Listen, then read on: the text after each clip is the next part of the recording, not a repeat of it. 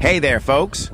Today we're diving into a thrilling topic, the Cyanide Springs gunfight. Now, this gunfight took place in the early 1900s, during a time of great change and unrest in the American West.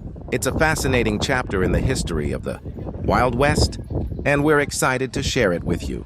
The Cyanide Springs gunfight was a pivotal moment in the lives of the individuals involved, and it has since become a legendary tale.